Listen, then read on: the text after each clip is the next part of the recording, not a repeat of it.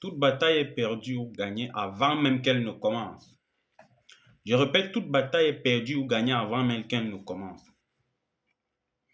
Si vous pensez que vous pouvez le faire, alors vous allez le faire. Vous allez le faire. Ça commence par cette croyance en soi, cette foi en soi. Si vous pensez que vous pouvez le faire, vous allez le faire automatiquement. Ce n'est pas de la magie, ce sont les lois, c'est l'univers en fait, ce sont les lois du créateur. Ce n'est pas, vous pensez que vous pouvez le faire, alors vous allez le faire. Ne vous posez pas la question comment, mais puisque vous pensez être capable de le faire, le comment va surgir. Premièrement, pensez que vous pouvez le faire. Alors le comment va surgir. C'est comme ça. Et ça me rappelle une histoire même, hein, une histoire qui, d'ailleurs même avant de commencer, moi je m'appelle PK. Et ici, comme on dirait chez nous au Cameroun, on ouvre les yeux des gens. Oui, on ouvre les yeux des gens.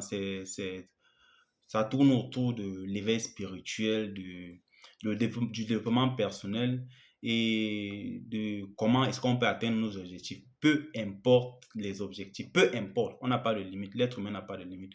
D'aucuns disent que le ciel, c'est la limite, mais le ciel même, c'est où on commence en fait. J'ai dit que toute bataille est gagnée ou perdue avant même qu'elle ne commence. Pourquoi? Parce que si vous pensez que vous avez quelque chose à proposer, qu'il en soit ainsi, alors, puisque vous croyez que vous avez quelque chose à proposer, peu importe la chose qu'au départ vous n'avez pas vue, peu importe même la situation dans laquelle vous trouvez, peu importe le travail même que vous faites, puisque vous pensez que non, j'ai une contribution à faire pour l'humanité. Ma vie ne peut pas rester comme ça, ou même celle de ma famille ne peut pas finir comme ça. Non, ce n'est pas ce que je suis. Puisque vous pensez déjà comme ça, l'univers ou même Dieu ou la nature va trouver les voies et moyens. Même l'endroit où vous vous trouviez, vous pensez qu'il n'y avait pas d'opportunité. Votre pensée va créer les situations, va attirer les gens. Ils vont appeler ça la loi de l'attraction universelle. Tu comprends? J'ai dit même tu comprends. Ils vont appeler ça la loi de l'attraction. Mais j'essaie d'expliquer ça de façon très terre à terre. Là, pour qu'on comprenne en fait. De façon pas, je sais pas, on parle comme on se parle là en fait. Qu'on se dise ça comme ça pour que le message passe. Si vous pensez que vous pouvez le faire, appelez ça ce que vous voulez. Hein. Dieu va faire tout et tout. Il y a des choses qui vont vous arriver. Et maintenant, puisqu'on ne connaît pas, on va attribuer ça sur le dos de la chance. On va dire, ah, c'est de la chance. Et puisque les gens ne connaissent pas ce qui se passe dans votre tête, ils sont externes. Parce que ce que vous voyez, c'est ce que vous voyez. Parce que ce que vous voyez, ce que vous pensez pouvoir faire, c'est quelque chose qui vous a été donné. Et personne ne peut voir ça parce que vous êtes la seule personne à qui ça a été donné. Vous voyez? Vous pensez que vous pouvez le faire, l'univers va attirer les possibilités. L'univers va créer les chances. L'univers va créer les événements qui vont mettre dans les situations que vous allez commencer à contempler. Les gens vont venir de nulle part, chercher à vous soutenir. Les gens même que vous n'avez pas vus, même les gens que vous pensez être vos ennemis, ils vont commencer à vous aider. Vous comprenez? Le problème c'est que ça doit commencer par nous.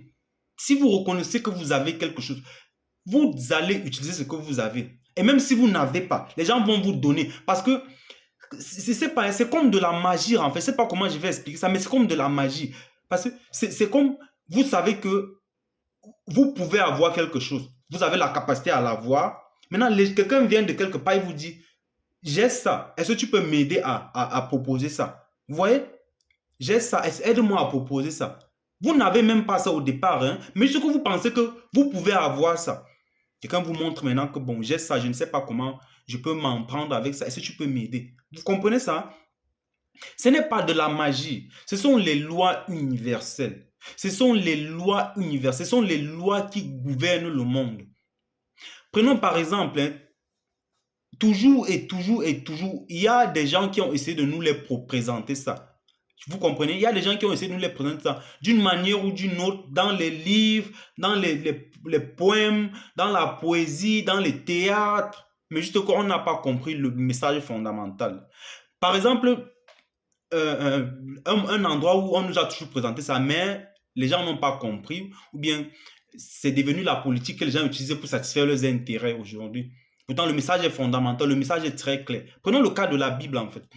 Et prenons l'histoire qui est dans la Bible, une histoire qui est dans la Bible, je ne maîtrise pas le verset, qui a vraiment confirmé ce que je viens de vous dire là. ou bien ça m'a permis de penser, de réfléchir en fait, que effectivement c'est vrai, c'est une vérité, mais on ne nous l'a pas enseigné comme ça, on ne nous l'a pas présenté ça comme ça. Parce que on peut vous dire quelque chose de différentes façons, vous comprenez? Mais il y a un niveau, il y a un langage qu'on doit utiliser pour que le message soit cohérent, pour que ça vous arrive, pour que ça vous atteigne. Pourtant, si on utilise un autre langage, vous allez passer au travers. Ou bien ça va vous traverser l'oreille, ça va vous passer d'une oreille à une autre. Vous comprenez? Alors c'est pour ça que j'essaie qu'on descende, on parle des choses très terre à terre. L'histoire que je fais référence ici, c'est une histoire qui est retrouvée dans la Bible, où on dit, la Bible dit, ou néanmoins, celui qui récite, l'écrivain dit que il y avait un maître et 3 esclaves, et 3 servants ou 3 serviteurs. Et le maître partait en voyage. Et puis avant de partir en voyage, il regroupe les 3 servants autour de lui et il remet à chacun quelque chose. Et ce quelque chose-là, si on veut voir dans le monde d'aujourd'hui, on peut dire que c'était de l'argent parce que c'était des lingots d'or. Puisqu'à l'époque, il n'y avait pas déjà l'argent, ils utilisaient l'or pour faire des échanges. Aujourd'hui, on ne fait plus trop ça parce que l'époque a évolué, on utilise plus l'argent. Vous voyez? Mais il faut qu'on fasse des références, là. Il faut qu'on fasse des comparaisons pour essayer de comprendre l'histoire et structurer l'histoire même dans notre époque. C'est pour ça que je fais ces références-là. Et le récit dit que le maître a donné 5 lingots d'or ou 5 pièces d'or au premier. Ou bien, disons, maintenant, on peut aussi faire référence. De temps en temps, quand je parle comme ça, on peut aussi revenir à l'argent. On peut dire que, bon, il avait donné peut-être 500 ou 500 000, je ne sais pas, au premier. Et au deuxième, il donne deux lingots d'or, 2 pièces d'or. Au troisième, il remit une pièce ou un lingot d'or. Et le maître dit, je vous remets ça parce que je pars en voyage. Et quand je reviens de mon voyage, alors faites-moi un inventaire. Parce que je suis en train de partir. Et le narrateur dit que quand le maître a remis et fit ce petit discours, il s'en alla. Maintenant, quand le maître revient de son voyage, chose qu'il avait promis, il fit. Il regroupe les 3. Il dit, comme je vous l'avais dit, je suis de retour. Alors, qu'en est-il de ce que je vous ai remis quand je partais? Le premier à qui il avait remis 5 lingots d'or ou bien 5 pièces d'or dit, maître, quand tu es parti, je parle aussi très terre à terre, j'ai pris les 5 lingots d'or là et j'ai essayé d'invertir ça. On dit aussi l'expression d'aujourd'hui. Hein. J'ai essayé de mettre ça en travail. J'ai essayé de voir dans quelle mesure je pouvais multiplier ce que tu m'as donné. Au fait, j'ai voulu que ça multiplie. Mais les choses étaient un peu difficiles au départ, mais avec un peu d'effort, avec un peu de chance ou avec un peu d'énergie ou bien de persistance de ma part, j'ai pu multiplier les 5 fois 2. Ça veut dire que j'ai eu 10 lingots d'or. Le maître dit bien fait. Le deuxième, à qui le maître avait remis 2 lingots ou bien 2 pièces d'or, raconte pratiquement la même histoire. Il dit, maître, j'ai pris les 2 que tu m'as remis et puis j'ai investi, ou bien j'ai essayé de multiplier, ou bien j'ai mis ça, j'ai fait que ça travaille en fait. J'ai investi ça pour que ça travaille. Ça a été aussi un peu difficile, mais avec un peu de chance, si vous voulez bien, avec la bénédiction de Dieu, on peut bien utiliser ces formulaires-là, non? Pour que ça plaise à l'oreille. Hein? Avec la bénédiction de Dieu, avec la grâce de Dieu, si on peut dire comme ça. On peut même négliger l'aspect travail. Hein. On dit que non, c'est seulement avec la grâce de Dieu que ça marche. Avec la grâce de Dieu. Négligeons l'aspect travail. Je suis quitté de 2 à 4. Et le troisième, le maître lui demande, il lui pose la même question qu'il a posée aux 2 derniers. Qu'en es-tu fait? Qu'as-tu fait? Qu'en est-il du lingot que je t'ai remis? Ou bien qu'en est-il de la pièce d'or que je t'ai remis? Le troisième dit, maître, j'ai pris la pièce ou le lingot, je l'ai emballé, j'ai sécurisé ça, j'ai gardé et puis j'ai creusé de la terre et je l'ai enterré, j'ai enfuté. j'ai refermé et j'ai camouflé ça. Parce que je ne pouvais pas laisser comme ça. Quelqu'un pouvait m'apercevoir ou bien pouvait reconnaître que quelque chose que j'ai, on a creusé quelque chose. J'ai camouflé pour que personne ne voie, pour que personne ne vole. Et puisque j'ai su que tu rentrais aujourd'hui, alors je me suis donné la peine. Il peut même parler du gros français, hein. Il y a une histoire que je veux que vous compreniez après. Je vais revenir. Et puis je me suis donné de la peine à me retourner où j'avais gardé la chose en question. J'ai creusé méticuleusement et puis j'ai sorti ça de terre. Puisque c'était emballé, j'ai euh, enlevé de l'emballage avec beaucoup de spéculation et puis je me suis arrangé à ce que rien n'arrive au lingot que tu m'as donné. Et comme je savais que tu étais là, alors voici ça bien emballé, maître. Bien emballé, exactement comme tu m'as donné. Et c'est la même pièce que tu m'as remis. J'ai tout fait pour la maintenir à son état naturel.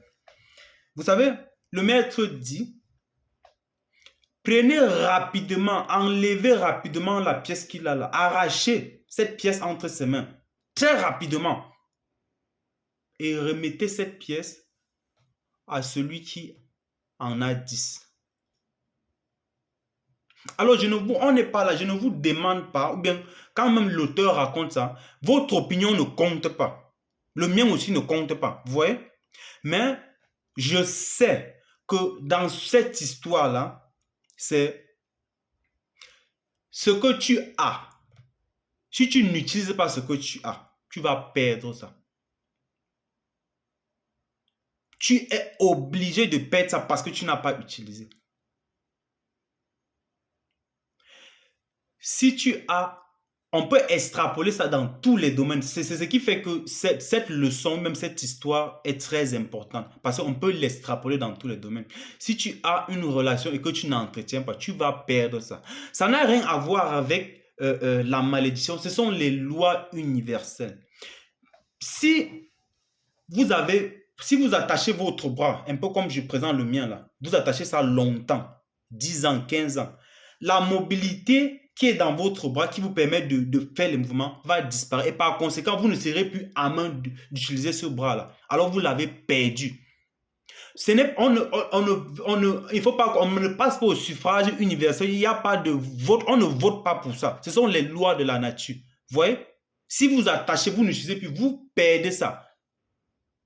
Parce qu'en quelque sorte, hein, tout ce qu'on a sur terre, même notre corps, c'est comme une maison qu'on louait.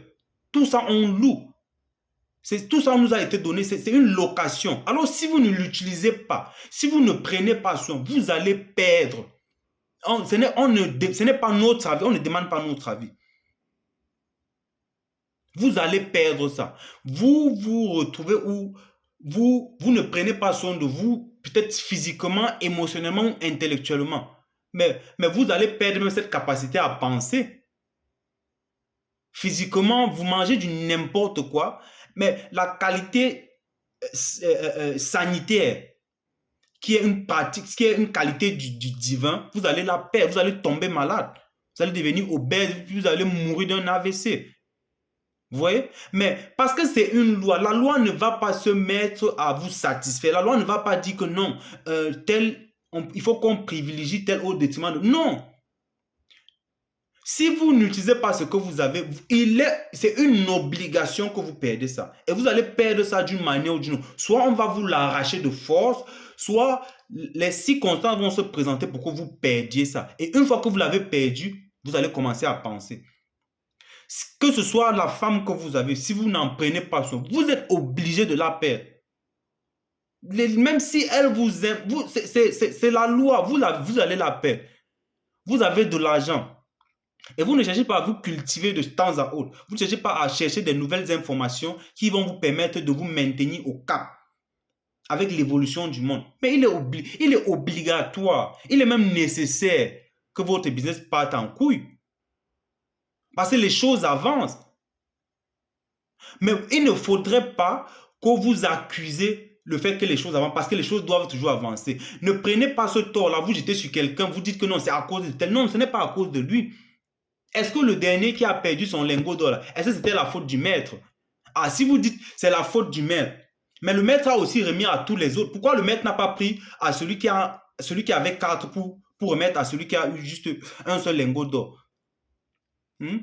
Parce que le maître sait que ce n'est pas la quantité, ce n'est pas ce que vous avez. Ce n'est pas, il ne faut pas que vous ayez beaucoup pour utiliser, pour en faire profiter l'humanité. C'est qu'est-ce que vous avez? Est-ce que vous utilisez déjà d'abord bien ce que vous avez? Alors, si vous utilisez déjà d'abord bien ce que vous avez, vous serez capable, si on vous en donne encore une plus grande responsabilité, vous allez la maîtriser.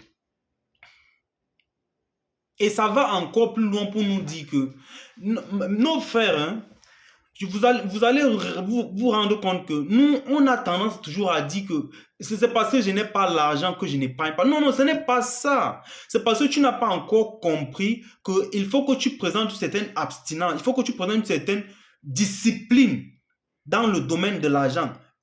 Avec ce que tu as déjà, il faut que tu présentes cette discipline-là. Si tu parviens à maîtriser ce que tu as, même si on te donne encore une plus grande value, si on augmente, tu seras capable de maîtriser parce que une fois que tu avais petit, tu as pu maîtriser. Vous voyez ça? Hein? Que non, c'est parce que j'ai seulement 100 000 francs. Ces 100 000 là, qu'est-ce que tu en fais de ces 100 000 là? Non, c'est parce que c'est la même excuse. Hein? Quand vous plaignez que vous avez seulement ça, il y a quelqu'un aussi qui se plaint que c'est parce que c'est seulement 10 millions. Hein? C'est parce que c'est seulement 10 millions. Si j'avais 50 millions, et même chose, quelqu'un a 50 millions, il dit que c'est parce que si j'avais 50 milliards, c'est juste des excuses. Qu'est-ce que vous faites avec ce que vous avez? Non, ce n'est pas petit. C'est juste que tu n'as pas la discipline, tu ne maîtrises pas, tu ne peux pas contrôler déjà ce que tu as. Alors par conséquent, on ne peut pas t'en donner plus parce que ce que tu as d'abord, tu ne peux pas contrôler. Hein? Vous pouvez même voir ça. Hein? Vous pouvez même voir comment Dieu, l'univers, avec son immense intelligence, a introduit les lois. Et ces lois-là qui permettent de contrôler le monde. Vous pouvez voir que qu'un agriculteur se rende sur sa plantation et puis il s'assied, il croise les bras, il dit, Dieu, si tu me donnes une bonne production cette année, alors l'année prochaine, je vais bien cultiver mon champ, je vais semer les bonnes et je vais en prendre soin. Ou bien un élève rencontre son professeur, il lui dit, si tu me donnes un 0, mes parents vont me battre. Mais je te promets que si tu me donnes un 20, je vais me battre l'année prochaine, je vais commencer à apprendre. Vous voyez ça? Vous voyez à quel point c'est absurde? Je vais me battre l'année prochaine pour avoir le nôtre. Ou bien un tâcheron, quelqu'un qui travaille dans une entreprise, qui même ne fait même pas déjà du bon travail par rapport à ce qu'il fait, qui n'accomplit même pas la responsabilité qui est la sienne. Il ne fait même pas du bon travail. Et puis il se rend chez son boss, il dit, tu sais, je suis dans cette entreprise depuis seulement 4 ans. Tu n'as pas augmenté mon salaire. Ou bien tu ne m'as pas donné la promotion. Mais je sais que c'est quand on me donne la promotion que je travaille bien. Vous voyez à quel point c'est absurde? Qu'est-ce que tu as fait même déjà de la promotion qu'on t'a donnée? Est-ce que tu l'utilises même déjà d'abord bien? Hein? Tu ne peux pas espérer avoir quelque chose tant que tu ne maîtrises pas d'abord ce que tu fais. Vous voyez? C'est très absurde. Et nous, en tant qu'être humain, on ne voit pas ça en fait. Je sais pas pourquoi on ne voit pas. Je ne sais pas. On espère avoir mieux, mais même ce qu'on a déjà, on ne maîtrise pas d'abord déjà ce qu'on a. Hein? C'est comme si vous aviez, comme Bruce Lee disait souvent, c'est comme si vous avez un verre d'eau qui est plein, mais rien, on ne peut plus rien introduire. Il faut que vous laissez partir, il faut que vous versez. Vous versez de l'eau qui était dans le verre pour pouvoir encore être à main d'en avoir, pour qu'on puisse encore y mettre de l'eau ou bien mettre quelque chose dans votre verre. Mais ce qui est dedans doit d'abord partir. Ça doit partir, c'est obligé de partir. Si vous espérez avoir quelque chose, il faut que vous laissez partir ce que vous avez. Et ce n'est que comme ça, je ne sais pas, c'est le seul moyen. Alors j'espère qu'on va commencer à comprendre, on se pose des bonnes questions. Et encore, toujours et toujours, il y a eu ces histoires-là qui nous parlaient de nous, mais jusqu'ici, on ne nous a pas présenté. C'est pour ça que je dis qu'ici, on parle de terre à terre. On décrypte ce que les gens ne nous ont pas présenté en fait. On parle de la deuxième version des choses. Si vous avez aimé cette vidéo, vraiment n'hésitez pas à me laisser un pouce et à liker. On se retrouve dans la prochaine. Merci.